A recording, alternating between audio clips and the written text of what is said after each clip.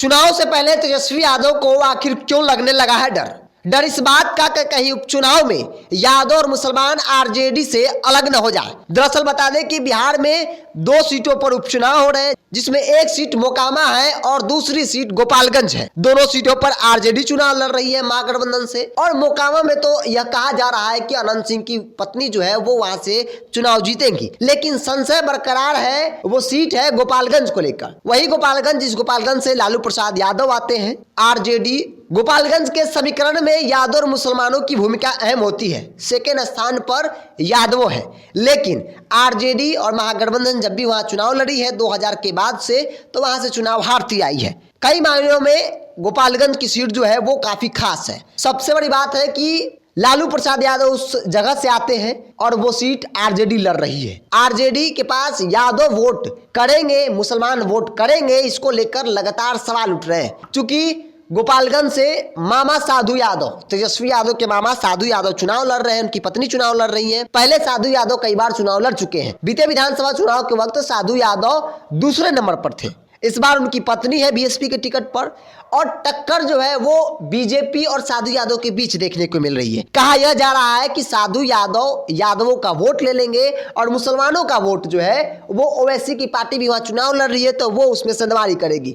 यानी कि राजद का जो एमवाई समीकरण है उसमें पूरी तरह से सेंधमारी होती हुई दिख रही है। हालांकि गोपालगंज में पहली बार नहीं है, इससे पहले भी साधु यादव जब भी चुनाव लड़े हैं यादवों का वोट उन्हें मिला है। इस बात से इनकार आप नहीं कर सकते हैं। लालू यादव का वो भाषण याद कीजिए जिसमें उन्होंने कहा था कि यादव टूटने वाला है। अपने भाषा में उन्होंने कहा था कि यादव किसी भी हाल में टूटने वाला नहीं है। यादव को फोड़ने की कोशिश की जाएगी लेकिन यादव नहीं फूटेंगे।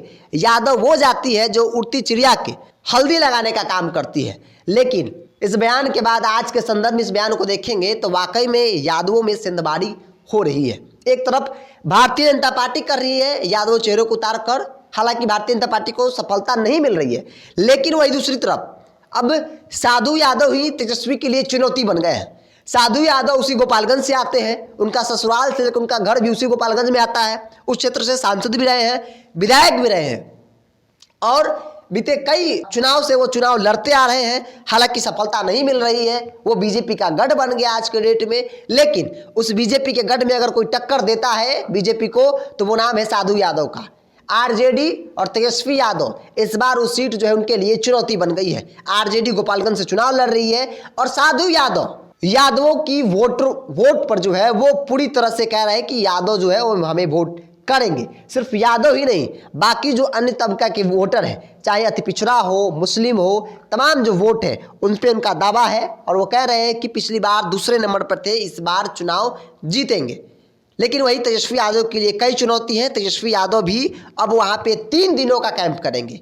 इसी डर के कारण कह सकते हैं कि तेजस्वी यादव अब गोपालगंज जाएंगे और 3 दिनों तक अपने समीकरण को समझाएंगे और कहेंगे कि भाई लालू प्रसाद यादव ने आपके लिए जो कुछ किया था उसके आधार पर आप वोट करें। चूंकि विकास के नाम पर वोट करना है, सरकार आ गई है तो काम करेंगे। तो तेजस्वी यादव अब अपने एमवाई के बिगड़ते समीकरण को देखते हुए गोपालगंज 3 दिनों का उनका दौरा होगा और जहां पे वो पूरे तमाम नेताओं के साथ कैंप करेंगे और समीकरण को सुलझाने में लगेंगे ताकि जो सीट है, चुनाव है, मोकामा के साथ गोपालगंज भी वो जीते।